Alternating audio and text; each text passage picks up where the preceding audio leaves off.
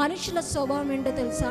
ఏదైనా ఒక మిస్టేక్ మనం చేసామే అనుకోండి, మనం చేసిన తప్పు నష్టం అనేది మన జీవితంలో జరుగుతుందో దాని గురించి మనుషుల దగ్గరికి వెళ్తే ఎందుకు చేసావు తప్పు, మన మిస్టేక్ని ఎత్తి పట్టే వాళ్ళు ఉంటారు, కానీ మనల్ని ధైర్యపరిచే వాళ్ళు తక్కువ మంది అండి. హల్లెలూయా.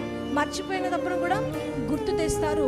ఇంకా మన జీవితంలో మనం చేసిన తప్పును, ఇది ఎందుకు చేశాను, నా లైఫ్ ఎందుకు ఇలా అయిపోయిందని చెప్పేసి పదే పదే వాటిని గుర్తు తెచ్చుకొని ఇంకా అడుగు తీసి ముందడుగేయడానికి కూడా బలం లేకుండా మనుషుల మాటలు మనల్ని చేస్తాయండి. హల్లెలూయా.